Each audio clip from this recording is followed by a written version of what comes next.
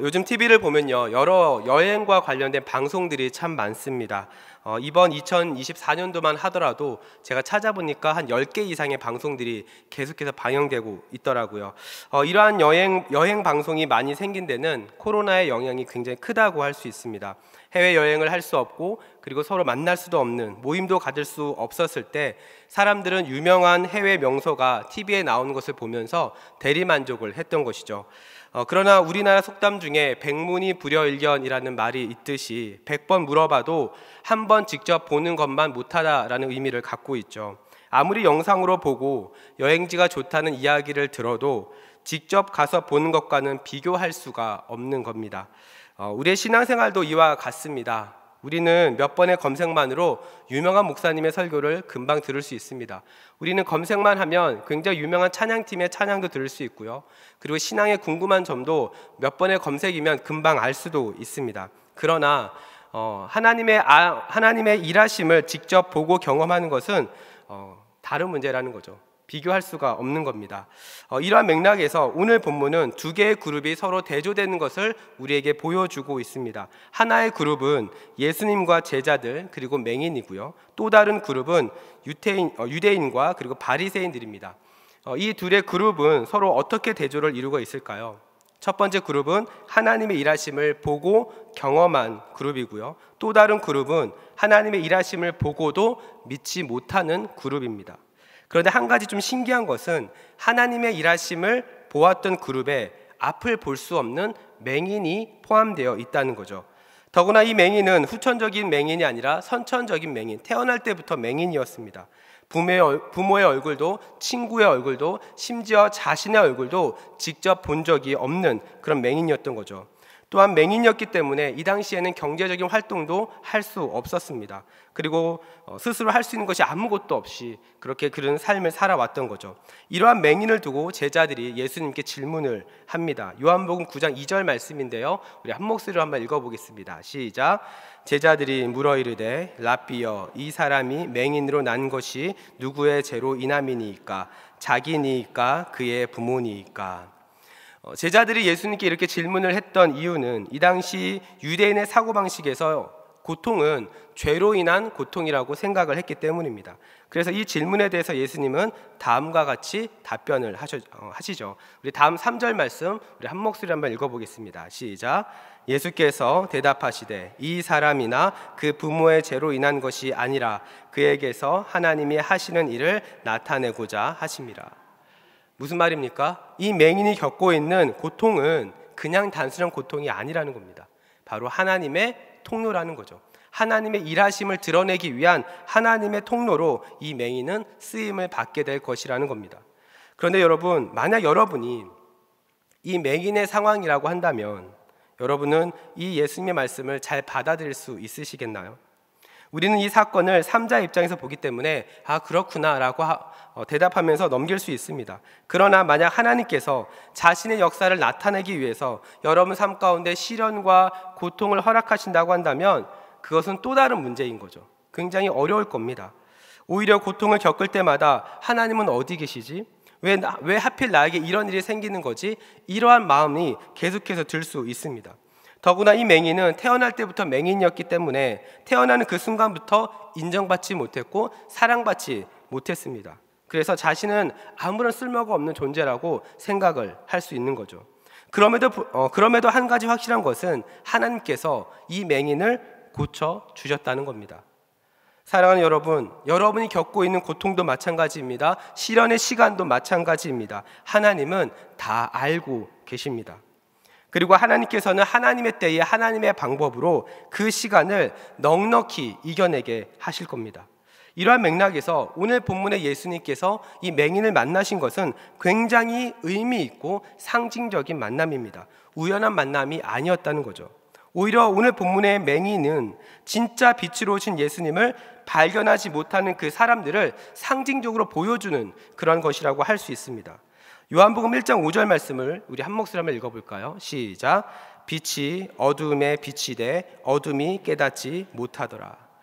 여기서 말하는 이 빛이라고 하는 것은 요한복음 8장 12절 말씀을 보면 바로 예수님이라는 것을 알 수 있습니다. 그리고 어두움은 빛 대신 예수님을 거부하는 세상이라고 이야기할 수 있죠. 그런데 이상한 것은 보통 일반적으로 생각해서 깜깜한 곳에서 아무리 깜깜하더라도 조금이라도 빛이 있으면 어두움은 사라지게 되어 있습니다. 그런데 성경은 이 어두움이 빛을 깨닫지 못했다라고 이야기를 합니다. 어둠 가운데 있는데 빛이 드러났음에도 불구하고 그 어둠이 빛을 인지하지 못하는 거죠. 그럼 여기서 말하는 이 어둠이라는 것은 무엇일까요? 바로 어두운 세상 가운데서 살아가는 그런 사람들을 말하고 있는 겁니다.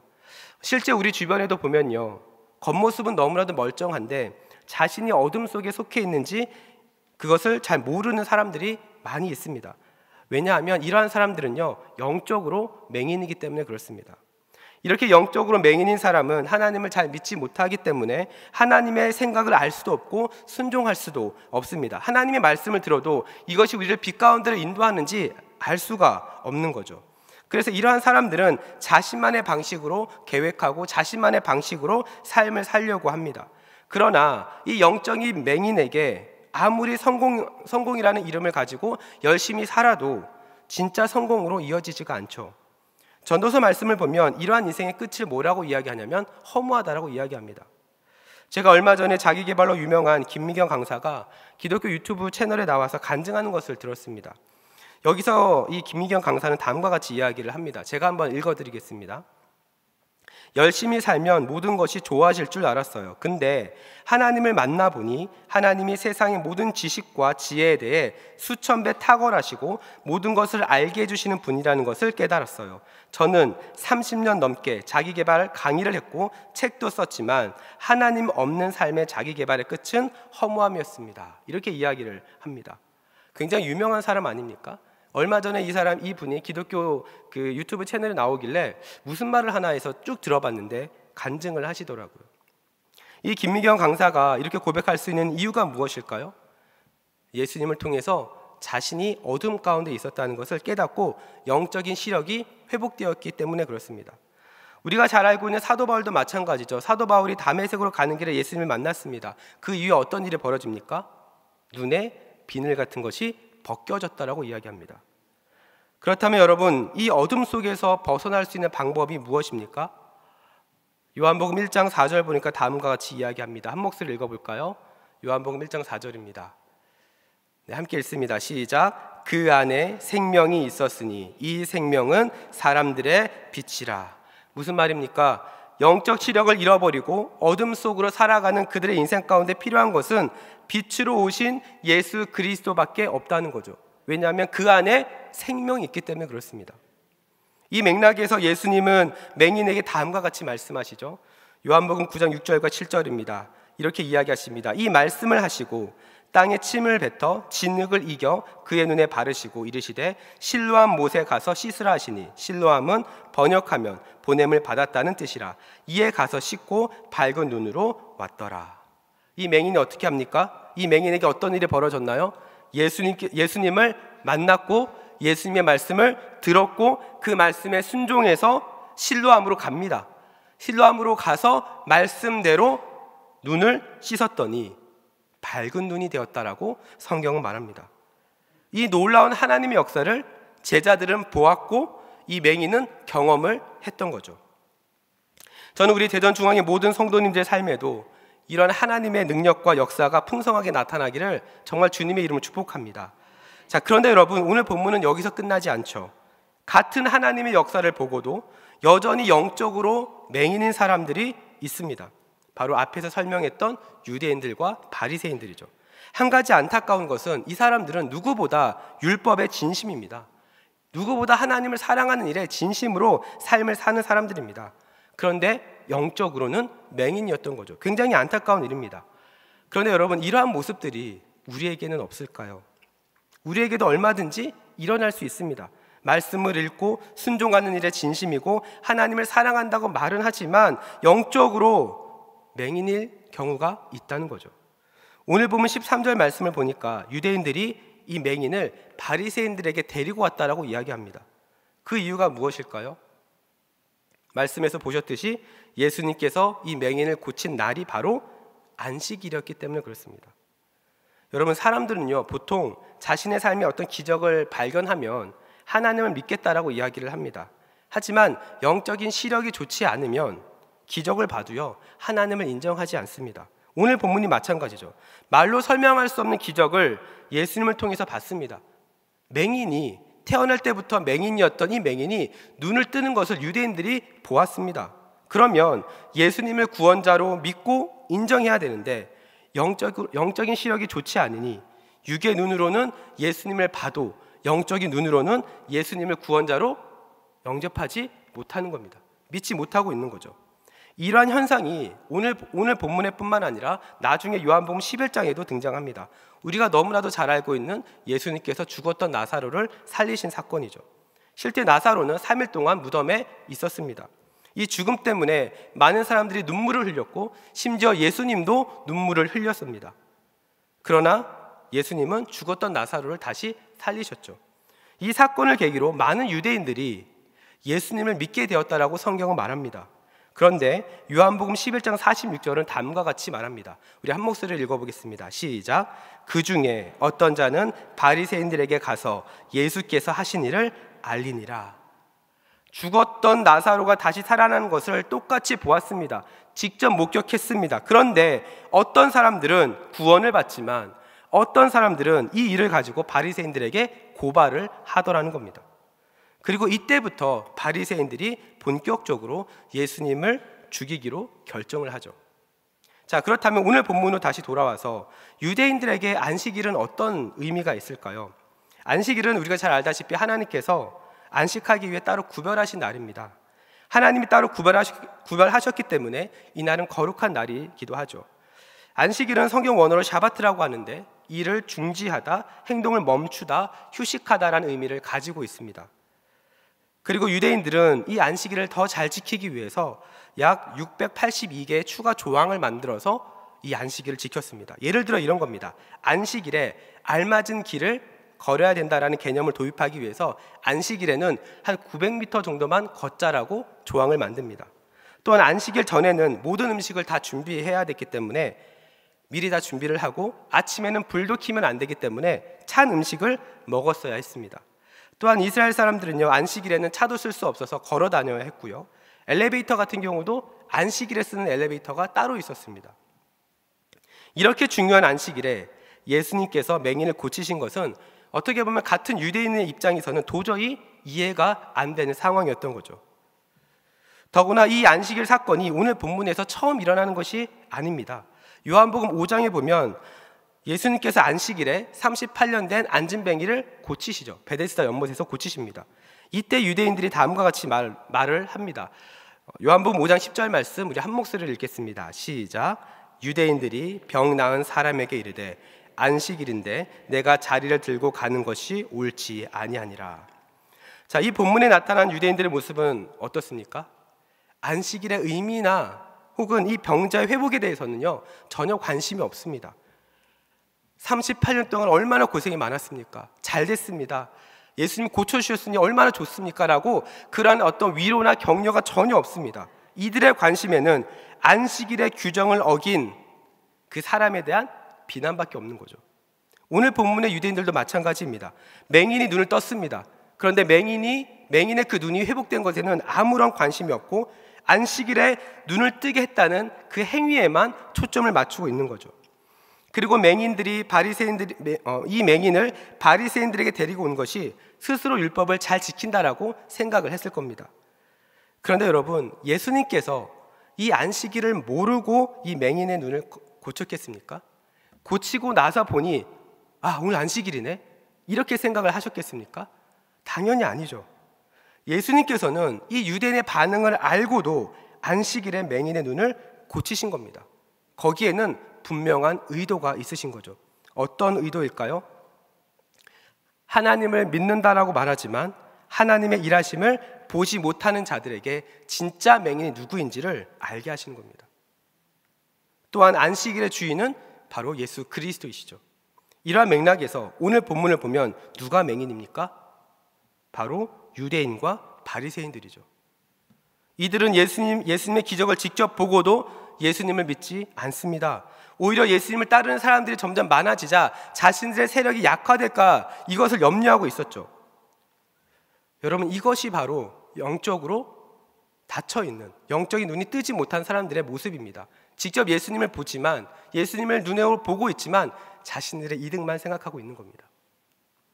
사랑하는 여러분, 여러분에게 질문 드립니다. 그렇다면 여러분의 영적인 시력은 어떠신가요? 영적인 시력이 좋은 사람은요, 하나님의 일하심을 계속해서 보는 사람들입니다. 그래서 영적인 시력이 좋은 사람은 하나님께 감사합니다. 영적인 시력이 좋은 사람은 하나님만을 찬양하고 하나님만을 예배합니다. 영적인 시력이 좋은 사람은 하나님께 모든 것을 맡겨드리는 사람입니다.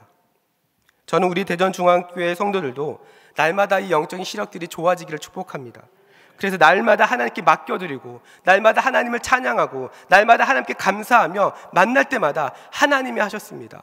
하나님의 은혜입니다. 내 삶 가운데 하나님께서 이러한 은혜를 베풀어 주셨습니다라고 하는 이 은혜가 풍성하게 나타나기를 간절히 소망합니다.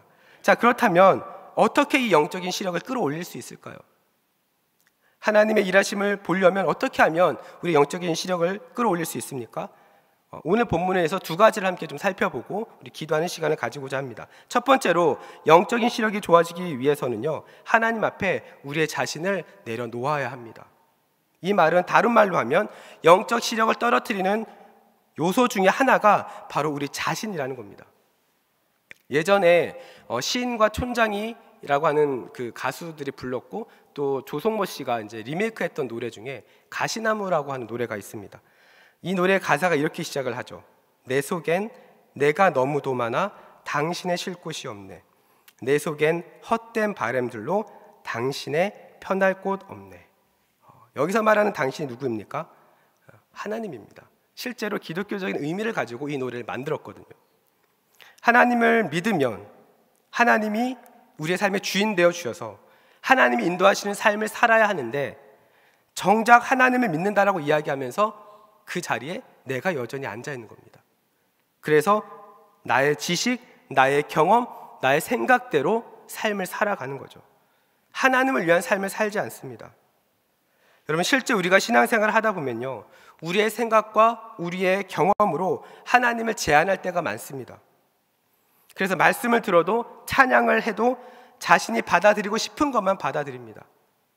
그리고 자신이 경험한 하나님을 다른 사람들의 어떤 신앙이나 이런 거에 좋은 의미로 이야기를 하지만 듣는 사람 입장에서는 부담스러울 때가 있죠.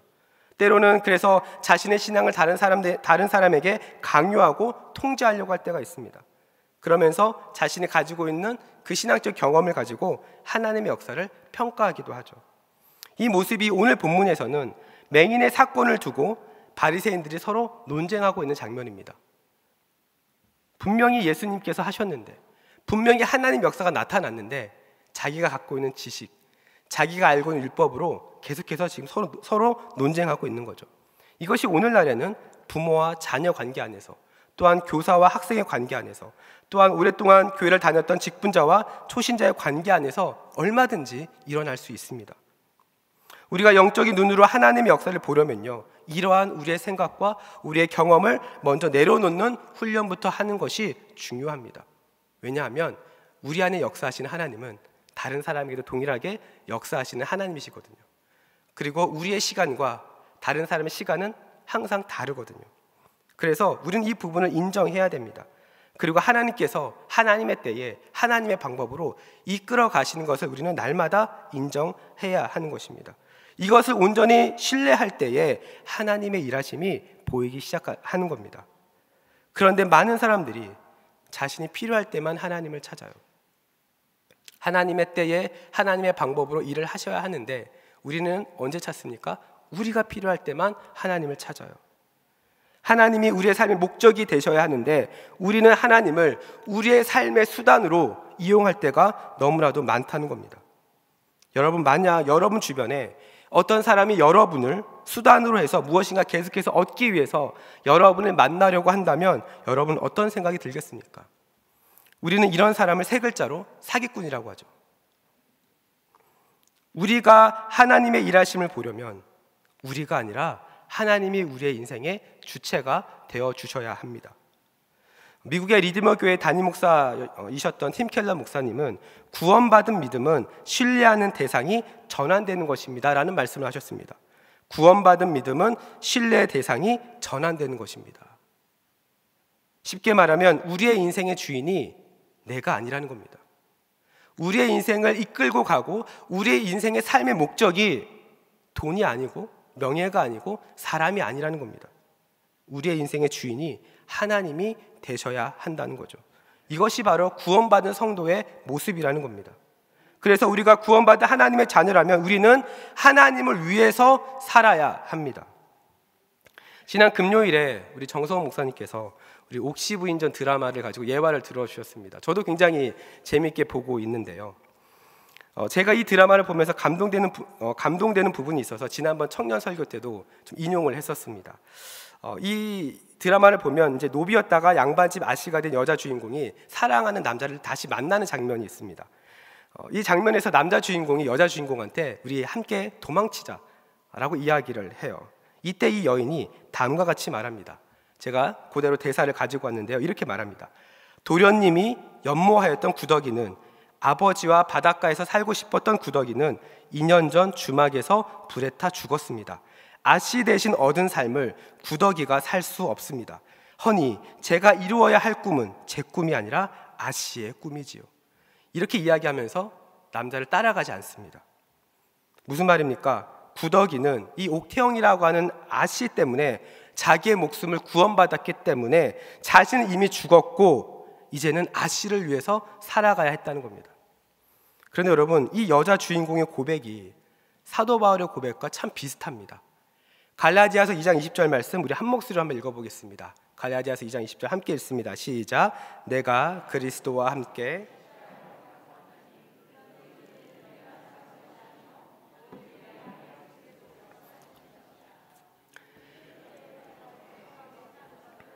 사랑하사 나를 위하여 자기 자신을 버리신 하나님의 아들을 믿는 믿음 안에서 사는 것이라.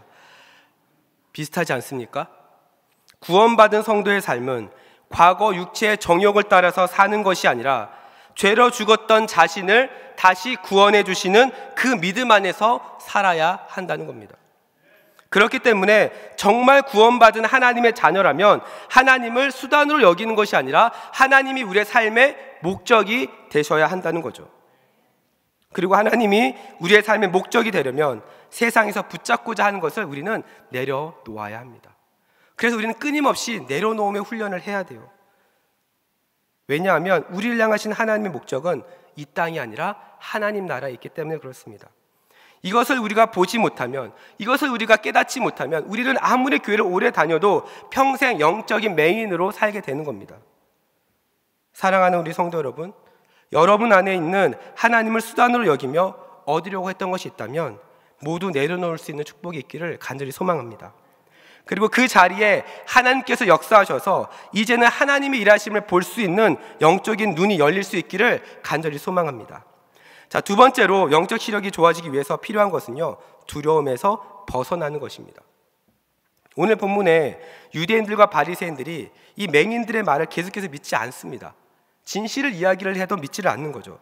그래서 끊임없이 내부적으로 논쟁들이 일어나기 시작합니다. 그래서 결국 맹인의 부모를 부르게 되죠. 그러면서 다음과 같이 질문합니다. 오늘 보면 19절부터 21절 말씀인데요, 우리 한 목소리를 읽습니다. 시작. 이는 너희 말에 맹인이 낫다 하는 너희 아들이냐? 그러면 지금은 어떻게 해서 보느냐? 그 부모가 대답하여 이르되 이 사람이 우리 아들인 것과 맹인으로 난 것을 아나이다. 그러나 지금 어떻게 해서 보는지 또는 누가 그 눈을 뜨게 하였는지 우리는 알지 못하나이다. 그에게 물어보소서. 그가 장성하였으니 자기 일을 말하리이다. 여러분, 이 질문의 의도가 뭘까요? 바리새인들이 왜 부모에게 이런 질문을 했습니까?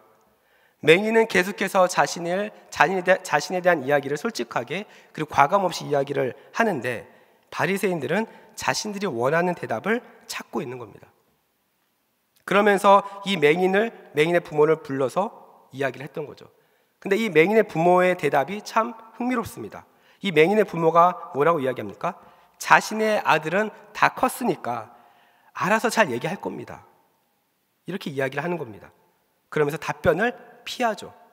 왜냐하면 예수님을 구원자로 고백했을 때에 자신들에게 일어날 일이 두려웠기 때문에 그렇습니다. 이 부분에서 우리가 발견할 수 있는 것은 맹인의 부모는 예수님의 기적을 믿었지만 출교를 감당할 정도의 믿음까지는 성장하지 못한 겁니다. 다시 말해서 자기 아들이 경험한 예수님을 자신의 구원자로 고백하는 믿음까지 성장하지 못한 것이죠. 왜냐하면 두려움이 있기 때문에 그렇습니다. 그 두려움이 이 부모님들의 그 믿음의 성장을 가로막고 있기 때문에 그렇습니다. 사랑하는 성도 여러분, 우리도 마찬가지입니다. 우리도 신앙생활 하면서 상당 부분 두려움 때문에 믿음의 성장이 막힐 때가 있습니다. 엄밀히 말해서 사실 두려움이 없는 사람이 없죠. 그래서 우리는 항상 무엇인가 믿음을 가지고 하려고 하지만 그것을 막고 있는 가장 근본적인 원인은 두려움의 경우가 참 많습니다. 그런데 여러분, 이것은 우리만 그런 것이 아닙니다. 성경에도 마찬가지로 이런 두려움을 가진 사람들이 많이 등장하죠. 우리가 잘 알고 있는 아브라함도 자신이 죽는 것이 두려워서 자신의 아내를 누이라고 속였고요. 모세도 애굽 사람을 죽이고 나서 두려워서 광야로 도망을 치게 되죠. 예수님의 제자들은 심지어 예수님과 함께 있었지만 풍랑을 만나자 두려워했습니다. 이것이 우리에게 무엇을 보여줄까요? 누구나 다 두려울 수 있다는 겁니다. 두려움은 저도 가지고 있고 여러분도 갖고 있고 누구에게나 다 동일하게 있다는 거죠. 그러나 어디에서 차이가 날까요? 두려움을 극복하는 사람과 극복하지 못하는 것에서 차이가 나는 겁니다. 여러분, 어떻게 이 두려움을 극복할 수 있을까요? 성경은 이것에 대한 해답을 믿음이라고 말합니다. 히브리서 11장 23절 말씀 우리 한 목소리로 읽겠습니다. 시작. 믿음으로 모세가 낳았을 때에 그 부모가 아름다운 아이임을 보고 석 달 동안 숨겨 왕의 명령을 무서워하지 아니하였으며. 이 당시 바로 왕이 모든 남자 아기를 다 죽이라는 명령을 내렸죠. 그러나 모세의 부모는 임금의 명령을 무시하면서 두려워하지 않았습니다. 그 이유가 무엇일까요? 이 아이의 목숨은, 모세의 목숨은 바로 왕의 손에 달려있는 것이 아니라 하나님의 손에 달려있다는 믿음을 가지고 있었기 때문에 그렇습니다. 또한 우리가 잘 알고 있는 다니엘도 마찬가지죠. 다니엘이 사자굴에 들어갔지만 하나님이 구원해 주실 거라고 하는 믿음이 있었습니다. 그래서 그는 그 두려움을 극복했죠. 사랑하는 우리 성도 여러분, 이렇게 믿음은 우리의 영적인 눈을 뜨게 해서 우리 안에 있는 두려움을 극복하게 해줍니다. 그리고 하나님의 뜻을 따라 담대하게 나아가도록 만듭니다. 사랑하는 우리 성도 여러분, 여러분 삶에서 여러분을 두렵게 하는 그 요소는 무엇인가요? 여러분은 무엇 때문에 두려움을 많이 느끼십니까? 그 문제가 무엇이든지 간에 우리 하나님은요, 그 문제보다 훨씬 더 크신 분이십니다. 그것이 무엇이든지 간에 우리 하나님은 그 문제보다 더 크고 더 놀라우신 분이십니다. 전능하신 분이십니다. 그러니 그 하나님을 온전히 신뢰함으로 그 두려움을 뛰어넘을 수 있는 은혜가 있기를 축복합니다. 그 믿음으로 그 두려움을 뛰어넘을 때에 여러분 안에 있는 영적인 눈이 열리게 될 것입니다. 여러분, 그러니 그 하나님을 믿음으로 나아갈 수 있기를 축복합니다. 두려워하지 마시고 하나님께서 여러분과 함께 하시니 여러분 담대하게 그리고 강하게 날마다 하나님의 자녀로 살아갈 수 있기를 간절히 소망합니다. 우리 시간 함께 기도하며 나아가겠습니다.